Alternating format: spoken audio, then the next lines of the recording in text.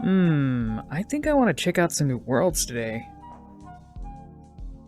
By myself, of course. Ain't no way I'm touching a public lobby. No siree. This one looks pretty nice. I think I'll check this one out. I'll just get the instance set up and... Oh, sounds like my phone's ringing.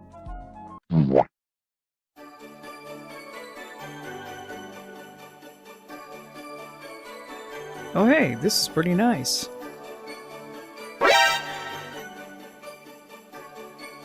What? I thought this was a private instance.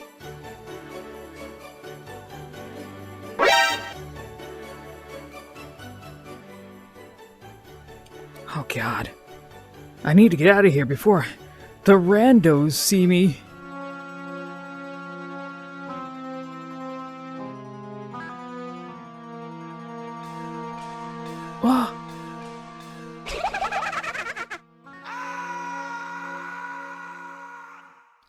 Oh. Oh. I don't know what I would have done if I had to talk to someone in a public instance. Phew, it's a good thing I got out of there. Huh, what time is it? It's almost 12. Oh, hell yeah. Some of my favorite dance events are active right now. Time to get ready.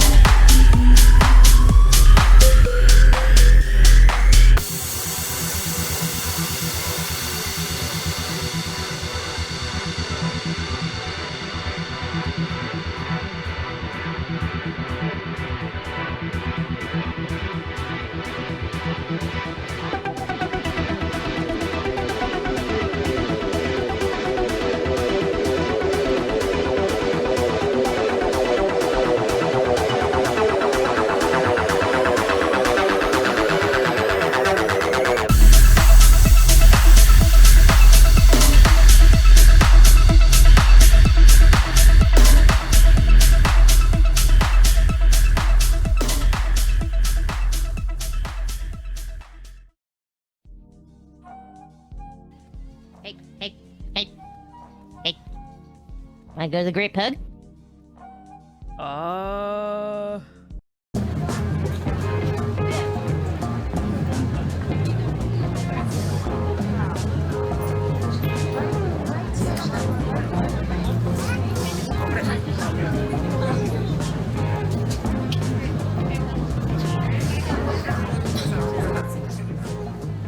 not again.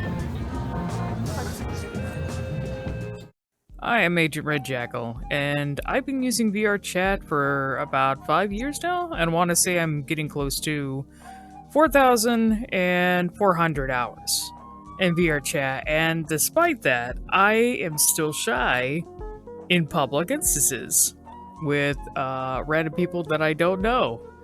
I mostly do private instances. Now, I feel like, unfortunately, because of the way the reputation, the perception of VRChat from others based on the way people cover it, people have misunderstood what private instances are, which really, I'll probably elaborate about it more if I make a video about like how I've spent my time in VRChat, and I have many people that I actually do VRChat with. I'm not just doing stuff solo, even though I do enjoy solo exploration, but I usually hang out with groups of people, so it's not like I'm a total introvert either, but I'm still someone who just can't handle public lobbies.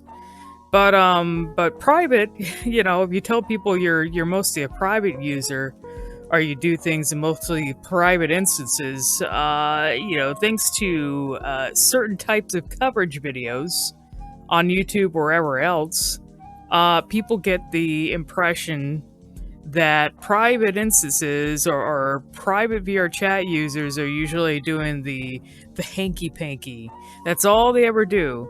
And I'm not saying I haven't engaged in adult stuff in VRChat or anything like that. I mean, a lot of adults do. However, private instances are great for people who just want to hang out with their friends and don't want to deal with other randos. The addition of VRChat groups has been really great for that as well, because now I don't have to deal with the hassle of invites and everything like that. Groups are great because you can also have the great thing about groups is you can have people who you aren't as close to join the group, and it's a little easier for them to like gradually get into a community or get to know people that way instead of going to a public instance where things are less curated. But outside of that, though, you may have noticed in the video the way I had it set up.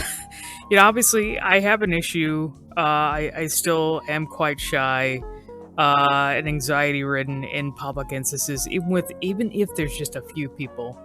However, despite that, I do tend to hop around to dance clubs a lot. And VRChat, I feel like dance clubs are such a great way to expose yourself to a lot of people without like committing to the socializing, because the great thing about dance events, and of course with the addition of groups, it's made it so much easier to join dance events without some of them back in the I think 2020 and 2021, a lot of dance events would require you to go through a Discord, and there was like a vetting process and everything like that.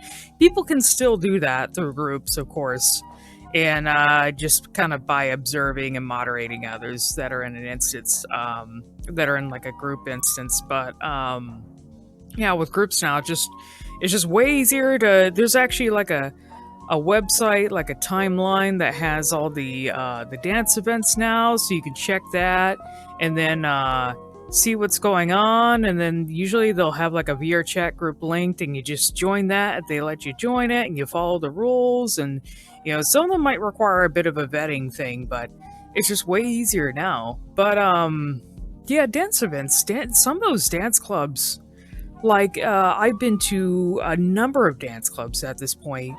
I'm happy to get back into it. I used to hop around to dance clubs back in like 2020, like late 2020, 2021 and all that, when things were not as easy to join. But now, like, some of the dance clubs, they could be like, maybe only like 10 people, or you could have like the really popular ones that are like, I don't know, they have like 4 instances up that are filled with like 80 to 100 people. Like, I think Shelter was one of those.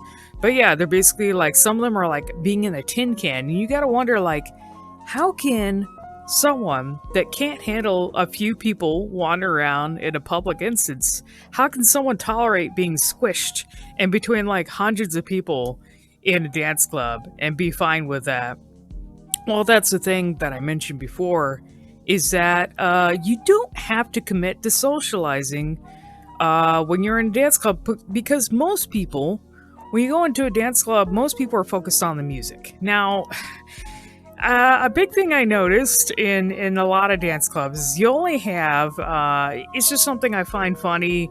I've also done my share of like DJing and stuff, so I have my own opinions on it, but you'll have people. A lot of these dance clubs, you'll have like a few people in the front of a dance club actually dancing to the music and engaging with the music and all that. And then the rest of the people, a lot of people will just like stand around and socialize and talk or like lay around or whatever.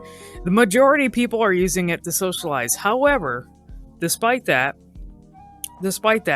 when you go into a dance club, there's no obligation to socialize. Generally, like most dance clubs are pretty chill.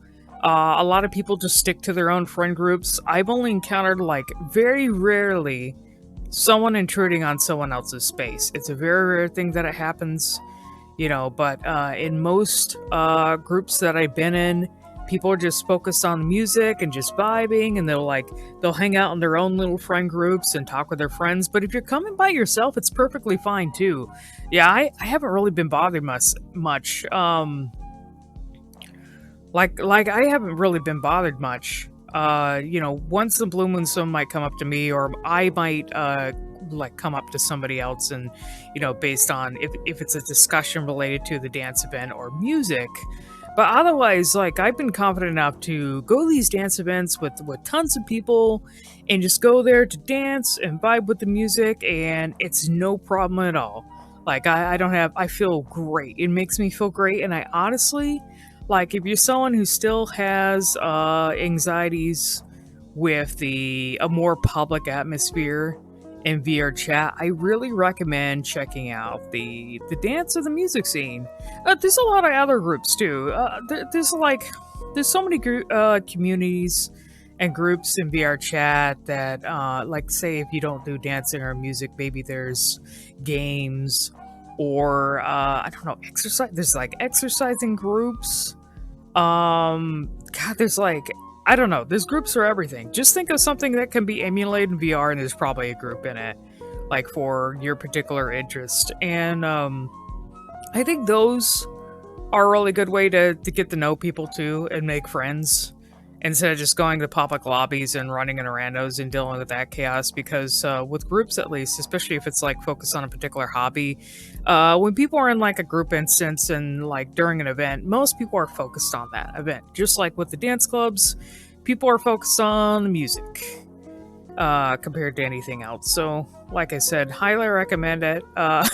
Even if you're someone who's still anxious about public lobbies, even if there's like a few people in a public lobby and you just gotta like run away, you're like, oh, you like lock up because you don't know what the fuck to say to a bunch of randos that you don't know. So yeah, that's I highly recommend it.